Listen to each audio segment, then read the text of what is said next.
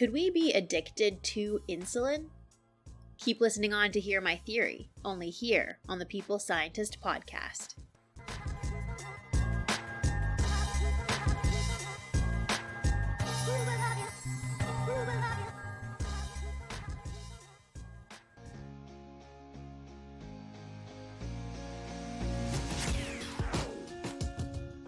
You are listening to the People Scientist, the podcast dedicated to helping us optimize our health with the latest scientific findings on neuroscience, physiology, and nutrition. I, your host, Dr. Stephanie Caligiuri, a nutritionist, physiologist, and neuroscientist, will be here with you every single week, bringing us information to ignite our thinking, to help us be one step closer to the healthiest we can be.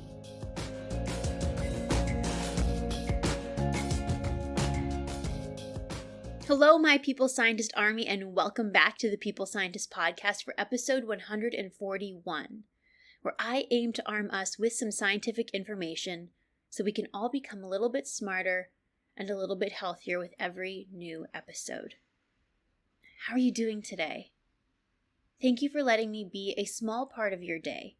My goal for this episode is to give you some new information and something to ponder about.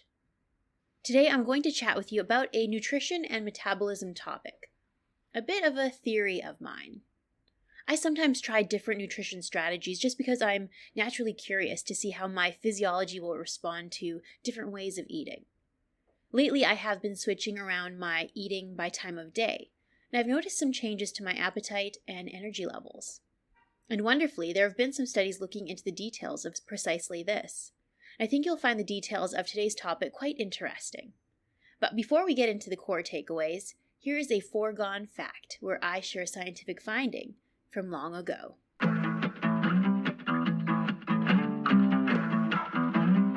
In this foregone fact, I'm going to talk a bit about insulin. So let me give a tiny bit of information on insulin so you can understand just how cool this foregone fact is. Insulin is a hormone in our body. It is released from our pancreas in response to elevated blood sugar levels, when we eat carbohydrates, when we eat sugar, or protein-rich meals even. So it is considered the quote-unquote fed hormone. It's released when we eat.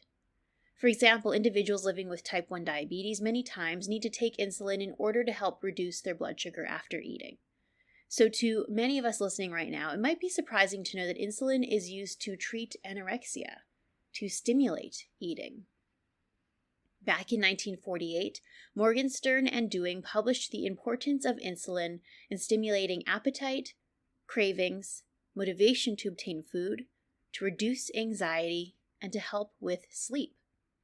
They noted back in World War II that insulin was utilized to treat anxiety neurosis. Injection of insulin had a sedative action and enhanced appetite in patients living with anxiety neurosis. From these findings, many scientists speculated if insulin could be used to treat loss of appetite in individuals with other forms of anorexia. In fact, anorexia, or loss of appetite, can happen secondary to many illnesses, such as tuberculosis or chemotherapy treatment. Now, please do keep in mind that this type of anorexia is quite distinct from anorexia nervosa, which is a psychiatric illness.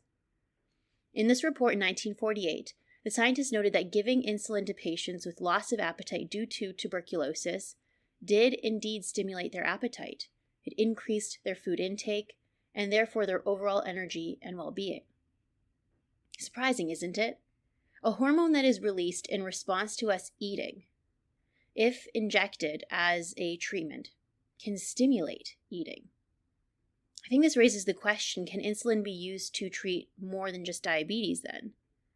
This research from nearly 80 years ago provides some interesting information today on our appetite and our hormone levels.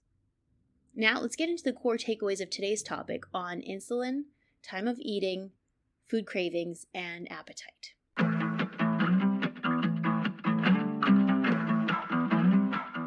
Based on the foregone fact I just shared, it made me ponder. Does eating beget craving? If eating carbohydrates and protein stimulates insulin release, and insulin can increase appetite and cravings, then does eating bring about more craving? Let me put it in another way. After eating a meal, particularly a meal later in the day, that may be rich in carbohydrates and protein, do we ever feel like eating more? That our cravings have increased after eating that meal? This may be even a stronger effect if the meal is just of carbohydrates, because our blood glucose and insulin may spike even higher. I even sometimes note that in myself. Well, today I speculate that it is because our insulin has spiked, that is why our food cravings increase after eating. If insulin can reduce anxiety, if it can help with enhancing sleep and make us feel better, as proposed by these older studies that I just shared in the foregone fact, then I think this raises an intriguing theory of mine. Are we addicted to insulin? Instead of being addicted to the sugar and the carbohydrates in eating, are we just addicted to the rise in insulin in our blood? Keep listening on to hear the details, and let me know what you think by the end of the episode.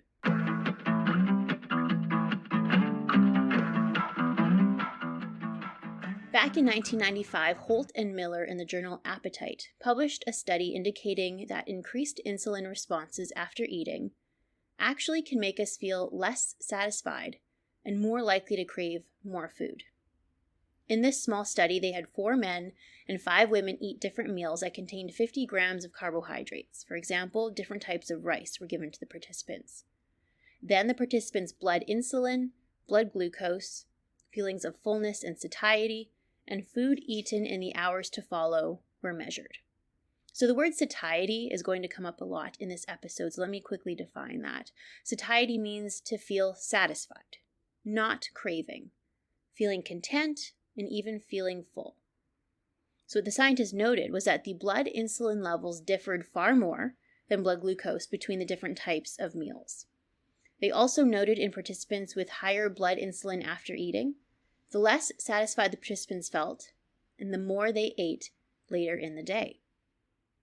On an individual basis, total insulin responses were significantly associated with satiety. Specifically, every 10-unit increase in insulin was associated with a decrease in satiety by 1.2 units. So the higher the insulin blood response in participants, the less satisfaction and more craving for food they had. So what is the neuroscience behind this then? Well, Jaster Boff in the journal Diabetes Care in 2013 reported in a clinical study that individuals living with obesity exhibited increased activation in certain brain regions that regulate reward, motivation to obtain food, and pleasure. These brain regions include the striatum and the insula. In this same population, food craving and blood insulin levels correlated positively with neural activity in these same brain reward regions. So the reason why insulin levels leave us feeling unsatisfied and perhaps wanting more food or enhanced craving or enhanced motivation to obtain food could be due to the actions of insulin on these brain reward regions like the striatum and the insula. To further support this idea, Brew and Zeal in the journal Behavioral Brain Research in 2011 investigated the influence of infusing insulin directly into the brain of female rats.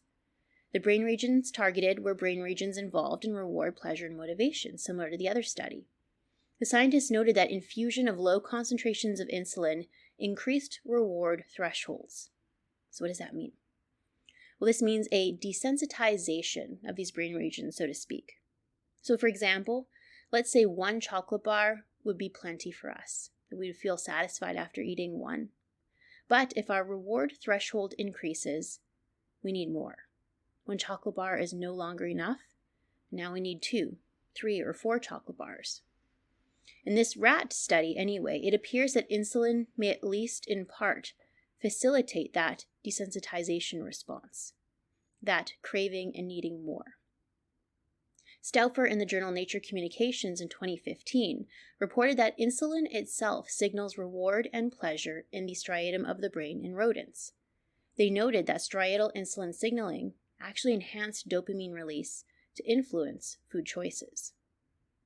So insulin certainly seems to play a role in our motivation to obtain rewarding things like food. But how about another example? How about not a food-related example? Richardson in 2014 in the journal Drug and Alcohol Dependence conducted a study in rats and noted that in rats with insulin resistance, which is a symptom or a predisposing factor to the development of type 2 diabetes, that the rats with insulin resistance developed a much larger preference and rewarding response to nicotine versus healthy rats. So in other words, having more insulin on board, because typically with insulin resistance, insulin levels are also higher, that seemed to make nicotine more rewarding, more pleasurable, and perhaps more addictive. Speaking of nicotine, there are many parallels that I personally draw between our craving for food and our craving for nicotine. I conduct many similar studies in my lab today about this. You may be surprised, but there are a lot of similarities between sugar craving and cravings for drugs like nicotine. Back in 2019 in the journal Nature, we showed in our lab that in rats and mice with a history of taking nicotine, that their insulin levels were elevated. So nicotine may feel good in the short term, preventing a food craving. Perhaps nicotine would replace unhealthy food items, but overall, nicotine can actually perturb insulin signaling and blood glucose levels and may increase the risk of type 2 diabetes and other food cravings. And we go into the detailed neurobiology of this in 2019. We show how nicotine may enhance or increase the risk for type 2 diabetes because of its actions on a brain region called the medial habenula, and how it may send a stress signal from the medial habenula to the pancreas to cause altered levels of insulin and blood glucose. So nicotine can raise insulin, and that may in part perpetuate cravings. So let's assume that my theory is to be true, that insulin is addicting, or that we enjoy the rise in insulin itself. Well, insulin being released into our system may have a calming sedative effect, as I mentioned in the foregone fact, but also a craving effect, as shown by some of the clinical studies and animal studies, and it can further stimulate our appetite to eat more. If that is the case, how can we use this information to our advantage? Say if we want to reduce our cravings for unhealthy food, say if we're trying to stay on board with a healthy diet, how can we use this information to our advantage? Well, Cotter in the American Journal of Physiology in 1992 conducted an excellent clinical trial. The scientists wanted to understand how the time of day influenced our insulin levels after eating. The reason why I like this study is because the time of day, our circadian rhythm, influences our hormone levels quite significantly. So in this study, they recruited 4 healthy men and 4 healthy women aged 22 to 35 years old. They had the participants fast for 6 hours and then participate in 2 separate experiments. One experiment was where they ate every 6 hours. The other was where they ate every 12 hours. The participants' blood was collected through a catheter every 20 minutes, and the participants were kept in the clinic for monitoring during the entire study. I like this clinical study because I think it was well controlled and had great methods. What the scientists found was that if the exact same meal was eaten in the morning and in the evening, the blood glucose levels were higher in the evening. So let's say, you listening right now and let's say we eat a bagel in the morning at 8 a.m. Let's say, again, at 6 p.m., we eat the exact same bagel. If we measure our blood glucose after each meal, chances are our blood glucose levels might be higher in the evening versus the morning. Why does that happen? It seems to be connected to our fluctuating hormone levels tied to our circadian rhythm, including our cortisol.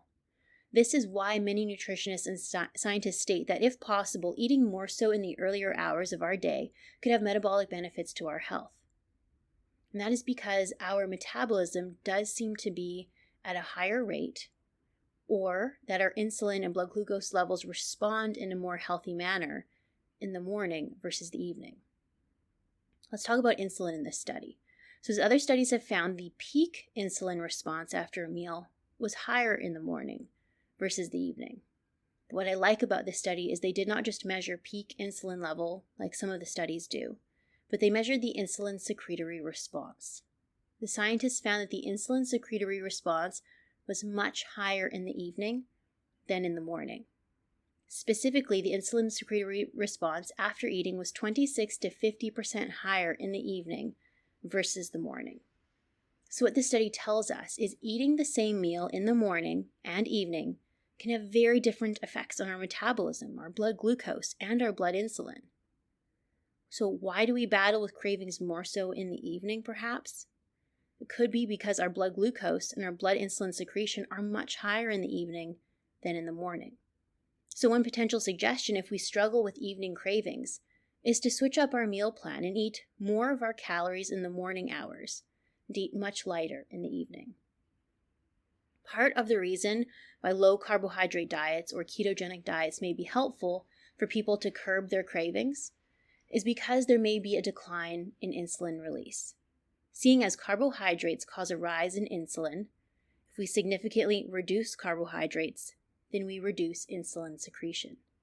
Now, fat does not induce insulin secretion. So the classic ketogenic diet that is largely comprised of fat, the classic one that was generated for patients living with epilepsy was 90% of calories coming from fat. As a result, when individuals follow that type of diet, their insulin levels remain very, very low. How else may we lower our insulin? Well, I've spoken about something that might be of use all the way back in episode 8, and I also did an update episode on it back in episode 80. And I speak about the clinical data on apple cider vinegar. There have been several clinical trials published that illustrated that consuming a small amount of apple cider vinegar in capsules or as part of a meal can lower blood glucose and blood insulin levels. For example, Johnston in the journal Diabetes Care in 2004 showed that 20 grams of apple cider vinegar lowered blood insulin after a carbohydrate-rich meal by about 30%. If consuming the apple cider vinegar as liquid from the bottle as opposed to capsules, the most used doses in the clinical trials are 10 to 30 milliliters, which is about 2 teaspoons to 6 teaspoons per day. Now, I would suggest adding this apple cider vinegar to a vinaigrette on a salad or diluting it in water, as consuming the acid by itself could harm our teeth or our throat if taken daily on its own. Now, how can apple cider vinegar lower blood glucose and lower blood insulin? Well, Johnston speculates that the acetic acid in vinegar could suppress disaccharide ACE activity, and that it could also raise glucose 6-phosphate concentrations in skeletal muscle. So, apple cider vinegar every day might just help lower insulin, and perhaps we could theorize, therefore, that it would help curb cravings and appetite. What else might help lower insulin? Back in episode 76, I talk about the health benefits of cinnamon, one of which is lowering blood glucose and insulin levels as well. Most clinical trials looked at doses of 1 to 6 grams of cinnamon per day added to food or beverages. To give you an idea of amount, 1 teaspoon is about 2.6 grams of cinnamon. Back in episode 76, I go into the important details, the clinical trial data information, and I also speak about how there are different types of cinnamon. And if we are considering eating cinnamon every day, then Ceylon cinnamon may be a better option, as cassia cinnamon is known to contain some trace amounts of coumarin, which could be harmful. How about another idea? How else could we potentially lower our insulin levels?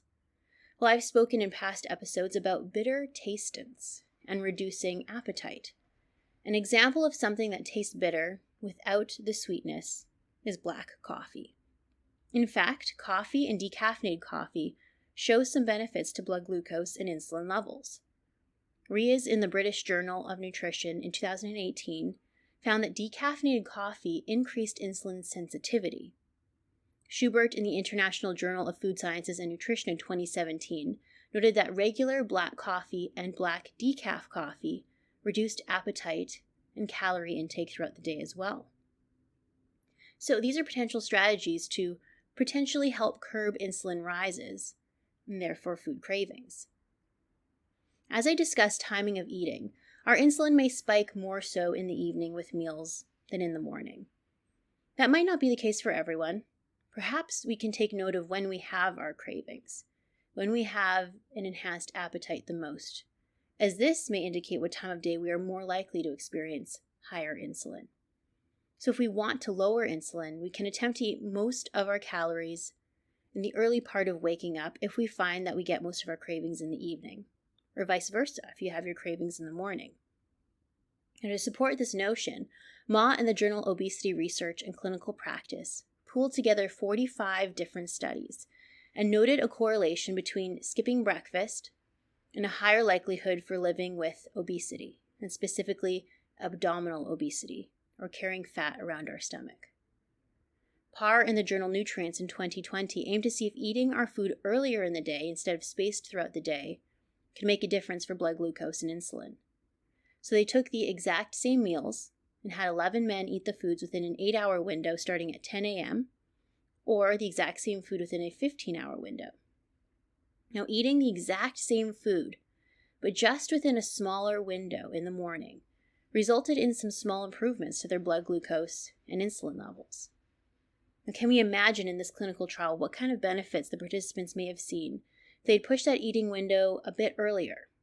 And what if they also combine that with the other suggestions I have here, like a lower carbohydrate diet, apple cider vinegar, cinnamon, coffee, and exercise? I bet we'd see some very good benefits. So what else can we take from this understanding about insulin and cravings? Well, the counter-regulatory hormone to insulin is glucagon. Glucagon has been coined as the fasting hormone, as levels rise after a period of fasting in order to generate usable energy from within us if we are not eating.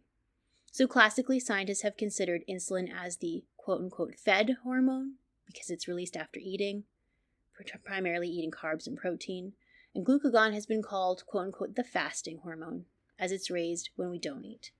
But here's the interesting thing. When scientists gave glucagon to people, it reduced their appetite. This all initially seems so counterintuitive and opposite to what we might initially think. One would think, okay, a fed hormone would likely say, hey, I'm satisfied, stop eating. And a fasting hormone you would think would signal, hey, you need to find food, you need to go eat. But it's the opposite. Pennick in the New England Journal of Medicine back in 1961 recruited 8 healthy participants and provided them muscular injections of a placebo or 1 milligram of glucagon and followed their eating behavior thereafter.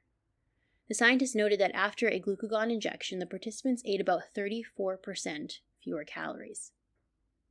To determine if long-term glucagon injections made a difference on food intake, the scientists recruited 2 men for a 25-day study. These men had all of their meals in the clinic, and they had a variety of foods and quantities to choose from, and that was monitored. The men blindly received glucagon or placebo muscular injections 3 times a day over the course of 25 days. The scientists noted that on the glucagon days, the amount of calories that the 2 men ate was significantly lower, and weight loss occurred on those days. So I think that from what I've shared so far, this raises the question, if we want to lower our food cravings to maintain healthy food choices, can we lower our insulin and raise our glucagon naturally in a healthy way? Because if we can do this, maybe we can stay on track with a healthy diet. If that's the case, how can we do this? Well, back in 1975, it was reported that to increase glucagon, we can do a few things. We can fast, we can exercise, we can eat a protein-rich meal. Exercise can reduce circulating insulin as well. So 2 birds with one stone. For example, Gintelberg in the journal Applied Physiology in 1977 recruited a group of individuals to do a cycling program 4 times a week for 10 weeks.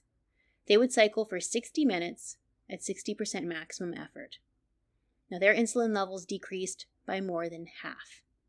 This decrease in insulin with exercise remained steady even after 10 weeks of working out and improving their exercise performance.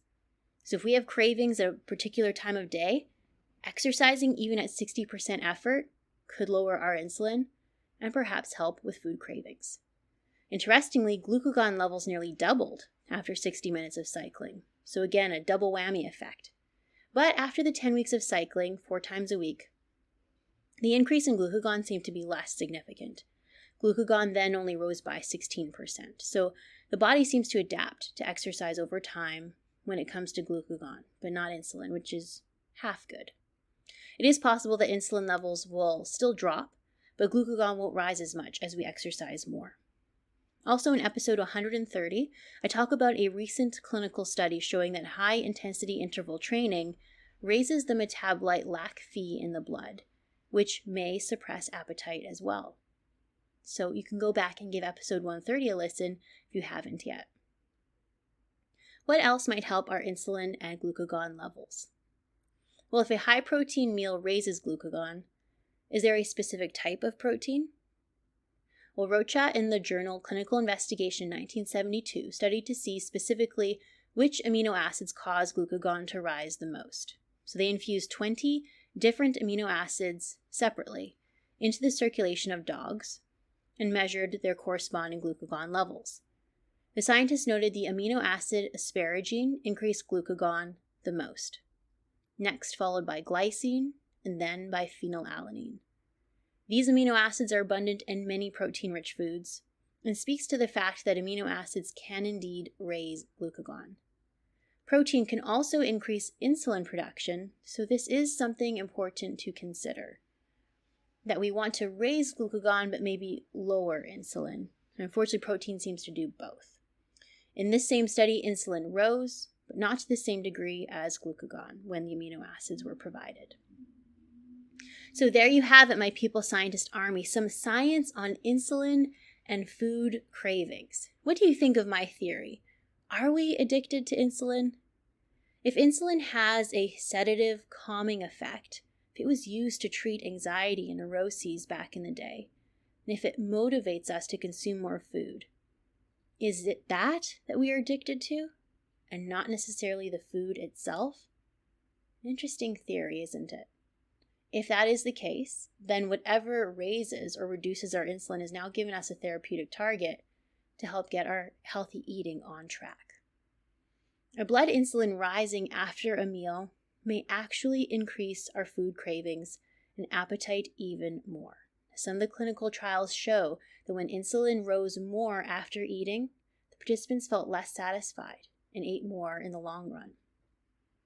Do we ever find ourselves craving unhealthy foods after dinner, for example? Well, scientists have noted that insulin acts on brain reward pathways to increase motivation to obtain pleasurable things, like unhealthy foods and nicotine even.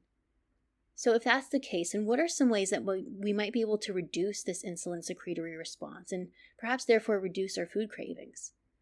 Well, we can eat more of our calories earlier in the day, as we may release more insulin after eating in the evening, and less insulin when we eat in the morning. We can also reduce our carbohydrate intake. We can add apple cider vinegar, cinnamon, coffee, exercise, and protein-rich meals to our healthy routine.